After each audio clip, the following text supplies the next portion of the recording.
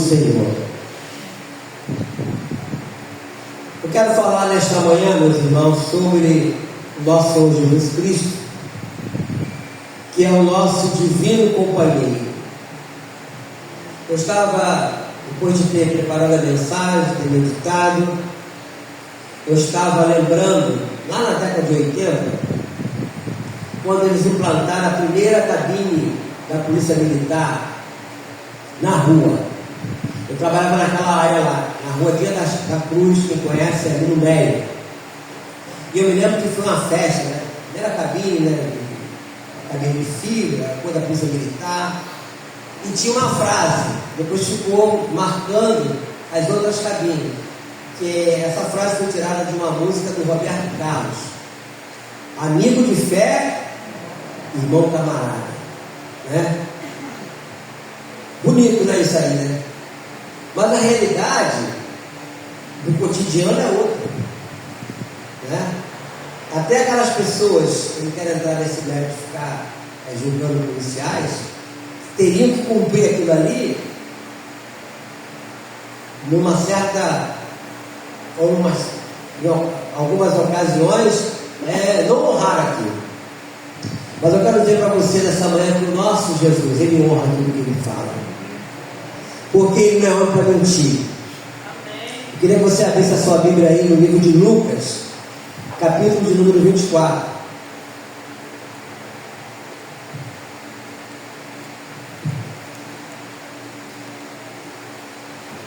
Evangelho de Lucas 24, peço mais uma vez que você fique de pé. É a partir do versículo de número 13, quando os discípulos estavam no caminho de Emaús. Emaús era uma aldeia, né? Logo depois que Jesus havia já ressuscitado. Lucas 24, versículo 13, que diz: naquele mesmo dia, dois deles estavam de caminho para uma aldeia chamada Emaús, distante de Jerusalém 60 estágios, e iam conversando a respeito de todas essas coisas. E aconteceu que, enquanto conversavam e discutiam, o próprio Jesus aproximou e ia com eles. Os seus olhos, porém, estavam como impedidos de reconhecer. Então lhes perguntou Jesus: que é isto que vos preocupa? E de que ides tratando à medida que caminhais? E eles pararam entristecidos. Um, porém, chamado Cleopas, respondeu dizendo: és o único, porventura, que tendo estado em Jerusalém, ignoras as ocorrências desses últimos dias? E ele lhes perguntou: quais? Explicaram: o que aconteceu a Jesus, o Nazareno, que era varão, profeta, poderoso em obras e palavras, diante de Deus e todo o povo. E como os principais sacerdotes e as nossas autoridades o entregaram para ser condenado à morte e crucificaram. Ora, nós esperávamos que fosse ele quem havia de redimir Israel, mas depois de tudo isso, já este o terceiro dia desde que tais coisas sucederam. É verdade também que algumas mulheres das que conosco estavam nos surpreenderam tendo ido de madrugada ao túmulo, e não achando o corpo de Jesus, voltaram dizendo terem tido uma visão de anjos, os quais afirmam que ele vive. De fato, alguns dos nossos foram ao sepulcro e verificaram a exatidão do que disseram as mulheres, mas não ouviram. Até aí, querido Deus, exaltado seja o Senhor pela leitura da tua palavra. Fale aos nossos corações e nos ajude na compreensão e no entendimento, para que quando sairmos deste lugar, possamos sair daqui renovados e avivados pelo poder do Espírito Santo. Amém. Podem sentar. Aqui quando fala nesse versículo de número 13 60 estágios. Um estádio romano equivalia a cerca de 185 a 200 metros. E fazendo aqui uma avaliação sobre isso, trazendo para nosso contexto de metragem, 11 a 12 quilômetros de distância. Foi nessa pegada, nessa jornada que Jesus foi. Aqui nós vemos que Jesus se aproximou dos 2 discípulos e iam com eles. E aqui aconteceu algo interessante, porque Jesus se interessou pelo problema daqueles dois. Vou pular aqui para o versículo 17. Então lhes perguntou Jesus: que é isso que vos preocupa, de que ides tratando à medida que caminhais? E eles pararam entristecidos. Que é isso que vos preocupa? Talvez seja uma pergunta de Deus para todos nós nos dias de hoje. O que é isso que te preocupa? Você, meu irmão, minha irmã, que tem andado assoberbado com tantos problemas, muitas vezes o nosso cansaço não é o cansaço somente físico, que é um cansaço também, mas o cansaço mental, as nossas preocupações. Por isso que Jesus falou o quê? Aprendei de mim, que eu sou manso e humilde de coração, e acharei de quê? Descanso para onde? Para o seu corpo físico? Não, para a vossa alma. E ainda hoje Jesus, o divino companheiro, está querendo saber quais são as nossas preocupações, nossos problemas. Aí vou usar aquela frase dos paulistas: está ligado? E nós vemos aqui que ele tomou conhecimento das lutas daqueles dois. No versículo 18 diz assim: um porém chamado Cleopas respondeu dizendo: eis o único porventura que tendo estado em Jerusalém de nós a ocorrência desses últimos dias? E lhes perguntou quais. Aí eles começam a explicar. E é interessante, né? Jesus não era Deus? Era. Ele não era onisciente? Era. Ele não sabia de tudo isso? Sabia. Mas ele queria ouvir a voz deles. Queridos, Deus quer te ouvir. Diga para o seu irmão aí: Deus quer te ouvir. Você pode observar que mais lá atrás, quando a cura do cego Bartimeu, o cego Bartimeu, ele era cego, ele era pobre, ele era mendigo. Ia passando Jesus com as pessoas, era um alvoroço, e aquele cego Bartimeu gritava: Jesus, filho de Davi, tenha compaixão de mim. E gritava mais alto. E o discípulo ainda queria que ele calasse, ele gritava mais alto. E quando Jesus se aproxima dele, fala o quê? O que queres que eu te faça? Pergunta mais uma vez: Jesus não era onisciente? Ele não sabia o que ele queria? Sabia, mas ele queria ouvir. Então ele quer te ouvir, meu irmão. Ele quer te ouvir. Ele quer que você fale. Oração, querido, não é gritar, não, é falar, é conversar. Você que já se formou em alguma coisa, quando tem a formatura, orador da turma, não tem assim? Quando fala, a expressão é essa: vai ter um orador da turma. Vou usar aqui o João Pedro. João Pedro vai ser o orador da turma. Então ele vai chegar aqui, a turma está toda aqui, e ele vai falar alguma coisa, como já teve aí no estudo bíblico, né? Nosso saudoso diácono do Guaraci, tem um ano que ele foi o orador da turma. É isso? Então, orar é falar. Tem gente que grita e acha que isso vai resolver. Não vai, meu irmão. Deus é surdo. Ele quer ouvir. Ele quer ouvir as pessoas falarem. Ele quer ouvir o teu clamor. Ele quer ouvir a sua necessidade. Ele quer conversar contigo, porque aqui ele se preocupou. Porque aqui no versículo 17 assim: então lhes perguntou Jesus: que é isso que vos preocupa? E de que ides tratando à medida que caminhais? Ou seja, eles estavam caminhando, estavam preocupados com o que havia acontecido no caso da morte do Senhor Jesus. Então ele toma conhecimento aqui nesse versículo 19.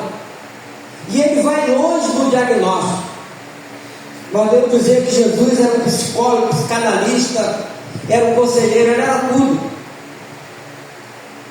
E ele foi também um paciente ouvinte, porque a partir do versículo 18 vem todo um relato, né? Nós falamos aqui no 19, nos perguntou quais explicaram o que aconteceu a Jesus o Nazareno, que era varão, profeta, poderoso em obras e palavras diante de Deus e de todo o povo, e como os principais sacerdotes e as nossas autoridades o entregaram para ser condenado à morte e o crucificaram.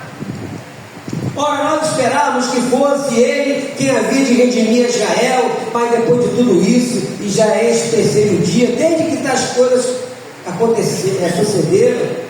É verdade também que algumas mulheres das que conosco estavam nos surpreenderam, dizendo, tendo ido de madrugada ao túmulo, e não achando o corpo de Jesus, voltaram, dizendo terem tido uma visão de anjos, os quais afirmam que ele vive. De fato, alguns dos nossos foram ao sepulcro e verificaram a exatidão do que disseram as mulheres, mas não o viram. Então nós vemos aqui que ele ouviu todo o relato, ele esteve pronto para ouvir, ainda hoje ele quer nos ouvir, ele é paciente conosco, podemos abrir o nosso coração. Por isso que eu estou falando para você, fale, meu irmão. Eu creio que você deve ter algum lugar na sua casa chamado, nós chamamos de lugar secreto. Um momento, qualquer hora do dia. Eu sei que muitos rotulam a oração da madrugada, mas eu quero dizer que o nosso Deus é paciente para ouvir você de madrugada, de dia, de noite, qualquer hora. Amém? Eu gosto da madrugada, claro, também gosto, porque na madrugada está tudo em silêncio, assim, as coisas estão calmas, é bom. Mas será que Deus não vai ouvir o seu orar de dia? Mas ele não é onisciente? Quer dizer, se ele só vai me ouvir se eu orar de madrugada? Quer dizer, se eu orar de dia, se não tiver ninguém em casa, nós vamos esperar de madrugada, às vezes a necessidade é agora. Você vai esperar de madrugada para orar? Se o problema é agora? Não, eu vou orar agora. Eu vou clamar agora. O problema está aqui. Porque até chegar de madrugada as coisas podem piorar. Como meu Deus é um Deus onisciente, onipresente, onipotente, eu vou orar agora. Eu vou clamar agora. Eu vou falar com Ele agora. Vocês estão entendendo o que eu estou falando? Não estou diminuindo a oração de madrugada, não, porque eu tenho hora de madrugada. Perco o sono e vou orar. Mas a oração com Deus é qualquer hora. Do dia, 24 horas, você escolhe uma hora e diante de uma necessidade. Não é assim que acontece lá no grupo da igreja? Aparece uma necessidade, a Luciana coloca lá. E ali nós começamos a orar, começamos a compartilhar. Mas ela fala assim, gente, vamos orar de madrugada por esse problema. Está muito sério, mas só vamos chegar de madrugada. Não é negativo, é agora. O problema está acontecendo agora. É agora que nós vamos clamar a Deus. É agora que nós vamos invocar o nome do Senhor. Então nós vemos aqui que ele foi paciente para ouvir. Detalhe, não era de madrugada, era de dia. Então nós vemos isso aqui. Aí começa toda uma instrução aqui. E é sempre, meus irmãos, pela palavra viva e poderosa que o Senhor cura as nossas feridas, remove as nossas dúvidas e aquece o nosso coração. Como eu falei no início, ele é o nosso divino companheiro. E ainda está nos abençoando na palavra, aqui no versículo 25. Então lhe disse Jesus, honesto e tardo de coração, para crer tudo o que os profetas disseram. Porventura não convinha que o Cristo padecesse e entrasse na sua glória? E começando com Moisés, discorrendo por todos os profetas, impunha-lhes o que a seu respeito constava em todas as escrituras. Quando se aproximavam da aldeia para onde iam, fez ele menção de passar adiante. Mas eles o constrangeram, dizendo, fica conosco, porque é tarde e o dia já declina. E entrou para ficar com eles. E aconteceu que quando estavam à mesa, tomando ele um pão, abençoou e, tendo partido, lhes deu. Então se lhes abriram os olhos e o reconheceram, mas ele desapareceu da presença deles. Qual é a lição que nós tiramos aqui?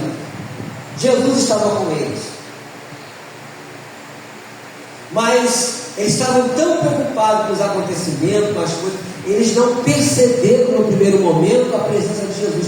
Eu quero dizer para você, meu irmão, independente do teu problema, da sua ansiedade, das coisas que você tem passado, Deus não te abandonou. Mesmo que de repente você se sinta vazio, vazia, Deus está contigo. Ele não se afastou de você.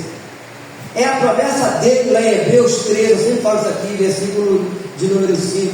Nunca te deixarei, nunca, jamais te abandonarei.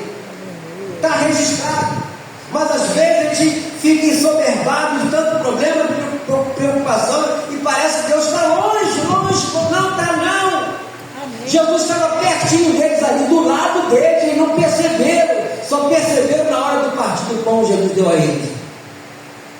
Por que eles não perceberam? Repito, porque eles estavam ainda tristes. Aquelas coisas que haviam aborrecido eles, entristecido eles. Só que até na própria morte, Jesus havia avisado a eles o que iria acontecer. Só que eles ouviram e não entenderam. Tanto que quando Jesus fala para Pedro lá atrás, Pedro, não só para Pedro, que os discípulos lá estavam, importa ir para Jerusalém, que eu seja preso, que eu seja morto. Pedro chama ele e fala que, Senhor, nada disso te deixaremos ficar contente. Por ti daremos a nossa própria vida. O que Jesus falou para ele? Arreda-te, Satanás. Porque Pedro estava falando aquilo que o diabo queria, afastar ele da cruz. Mas Jesus avisou. E aqui ele estava do lado deles.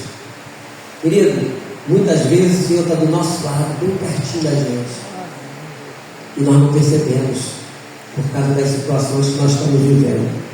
Então é necessário que você perceba, que você se aquiete.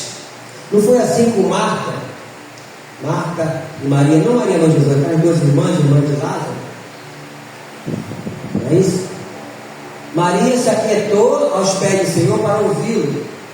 Marta estava preocupada com os afazeres da casa. E ela foi reclamar com Jesus: não te importa que eu fique fazendo tudo aqui e ela fica aí à toa? Deixa eu falar. Jesus falou aqui para Marta, por que se aquieta com tantas coisas? Maria escolheu a melhor parte. Isso eu não vou tirar dela, não. Quero dizer para você que Deus não vai tirar aquilo que você busca nele. Você tem essa comunhão com ele. Por isso que eu falei, orar de madrugada é muito bom, mas orar de dia também. A hora você escolhe, o momento é você que escolhe, e às vezes é necessário que você busque aquele momento ali, diante de uma situação, como eu já falei, calamitosa. Então nós vemos aqui, ele instruiu eles na palavra, até no versículo 30, ou seja, foi um momento muito lindo. Ele toma o pão, abençoa o pão, parte o pão e lhes dá o pão. Né? E foi aqui que os olhos daqueles homens foram abertos. Agora eles perceberam que o companheiro era o próprio Jesus. Esse é o nosso melhor companheiro e o nosso, podemos dizer, usando a frase lá da música do Roberto Carlos, o nosso irmão camarada. Porque na verdade Jesus é o nosso irmão mais velho. Ele é o nosso irmão camarada. Ele vai estar comigo, ele vai estar com você. E ele não vai me decepcionar. Ele não vai me trair. Tanto que depois de tanto tempo essas cabines não tem mais essa frase, amigo de fé, irmão camarada. Mas o nosso Jesus continua sendo nosso amigo, nosso divino companheiro. Porque eu quero ler aqui, sempre falo nesse versículo também, Mateus 28, vamos lá em Mateus 28. É uma promessa do Senhor. Mateus 28. Você vai ler comigo esse versículo, que é o último versículo do capítulo 28. Depois da sua ressurreição, ele estava instruindo os seus discípulos no que eles deveriam fazer. Versículo 20, quando ele diz, vamos ler junto: ensinamos a guardar todas as coisas que vos tenho ordenado, e eis que estou convosco todos os dias, até a consumação do século. Esse é o nosso irmão camarada, esse é o nosso divino companheiro, que não vai nos abandonar, vai continuar comigo, com você, onde quer que nós estivermos, se nós assim o permitirmos. Então, não se deixe levar, não se deixe ficar, meu irmão, minha irmã, com aquelas preocupações que muitas vezes tira até o teu sono. Fale com o Senhor. Eu sei que a carne muitas das vezes não quer, a carne muitas das vezes quer que você blasfeme, que você se irrite, que você até duvide do poder de Deus. É a nossa carne, porque ela milita contra o nosso espírito. Mas aí você tem que praticar. Mesmo que de repente as pessoas, fulano está falando sozinho. De vez em quando meu filho, pai, você está falando sozinho. Quando eu tinha carro, né? Estava dirigindo, eu levava minha mente lá pro alto. Pai, você está falando sozinho. Falando com Deus, fica quieto aí. E às vezes a gente fica assim, né? Meio bobo, né? A gente tem comunhão com Deus, fica meio bobo. As pessoas olham para os caras, tá doido, estão sozinhos. É quem não sabe, quem está ligado com as coisas lá do céu. Não foi assim que Paulo falou? Pensai nas coisas da onde? Lá do alto. E às vezes a gente fica, a gente deixa transparecer lá os nossos dados, né? Mas você pode falar com voz audível, você pode falar lá no seu lugar secreto, fala com Deus. Ai, no seu coração, meu irmão, minha irmã, converse com Ele. Você pode usar até isso aqui. Senhor, tu estava andando lá com o seu discípulo no caminho de Emaús. Senhor, anda comigo. Senhor, faz comigo também. O Senhor falou para ele, fala comigo também. Seja sincero naquilo que você for falar, meu irmão, minha irmã. Tenha vergonha do que vão falar de você, não. Não tinha uma música que falava isso? Não importa o que vão pensar de mim. Eu quero é Deus. É assim? Não importa o que vão falar de você quer Deus. Agora o mundo não entende isso, né? Porque, como diz lá em 1 Coríntios, capítulo de número 1, versículo 28, fala que a palavra da cruz é loucura para os que se perdem, mas para nós o que é? É o poder de Deus. É o poder de Deus. Para o mundo é loucura, para nós é o poder de Deus. Então é isso que nós temos que fazer: colocar nossa vida no altar do Senhor, falar com Ele, ficar atento para ouvir a sua voz, o seu conselho através da sua palavra. Existe muito barulho por aí, meus irmãos. O barulho vem e passa, e as pessoas não percebem Deus falando aos corações, aos seus corações. Nós temos que estar atentos à voz de Deus. Nós temos que conversar com Ele como se estivesse conversando. Não quero desmerecer os profissionais da área da psicologia, nem da área da psiquiatria, terapia, nada disso. Mas nós vamos ouvir a voz de Deus. Eu tenho um pastor conhecido, não vou falar o nome dele não, ele é formado em psicoterapia, acho que é psicoterapia. Então ele dá conselho, aquela coisa toda. Agora, ultimamente, ele está depressivo. Então eu falei, ué, esse cara já ficou depressivo. Ele é pastor, hein? Eu falei, como é que é isso? Mas enfim, o nosso divino companheiro, ele não fica depressivo.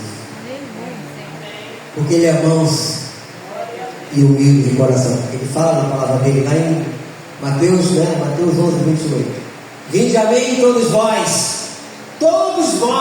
Então ele quer que nós cheguemos a Ele, falemos com Ele e apresentemos a Ele as nossas necessidades.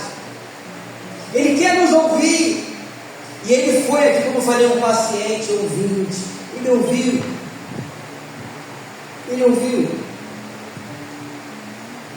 Depois que ele foi explanar o sentimento dele, mas ele ouviu atentamente, e ele quer me ouvir, ele quer te ouvir, meu irmão. Amém, querido? Espero que você possa ter, mais uma vez, ter sido alimentado pela palavra, uma curta meditação da palavra, mas que serve para todos nós, para mim também, como consolo, né, para a nossa alma, porque o problema todo está na alma. Atingiu a alma, atingiu o corpo físico, e nós precisamos descansar no Senhor. É o que diz a palavra do Senhor. Espera no Senhor, tenha bom ânimo e fortifique-se o teu coração. Espera, pois, no Senhor. Curvemos nossas cabeças, querido Deus, Pai Celestial. Obrigado, Senhor querido, por ter mais uma vez falado aos nossos corações nessa curta meditação. Que o Senhor possa nos ajudar para que coloquemos em prática esses ensinamentos.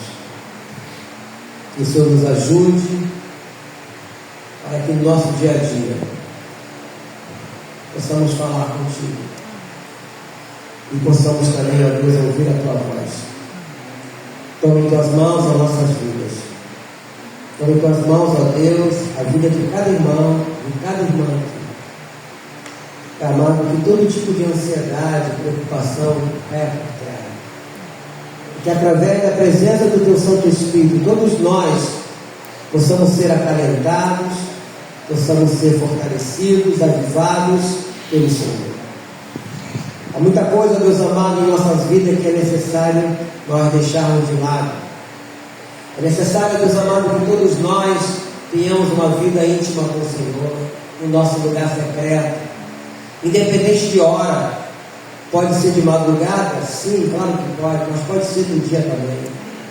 Que nós tenhamos, ó Deus amado, esse sentimento de te buscar, como diz a própria palavra de Deus, de te amar com todo o nosso coração, com toda a nossa força, com todo o nosso entendimento.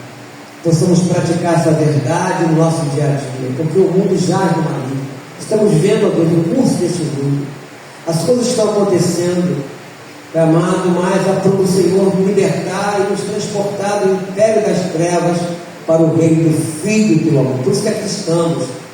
Eu quero te pedir, ó Deus amado, por cada vida aqui presente, por cada lar representado, que o Senhor venha nos fortalecer. Eu te peço isso, no nome santo do nosso Senhor e Salvador Jesus Cristo. E que todos, amém, eu quero chamar o diácono.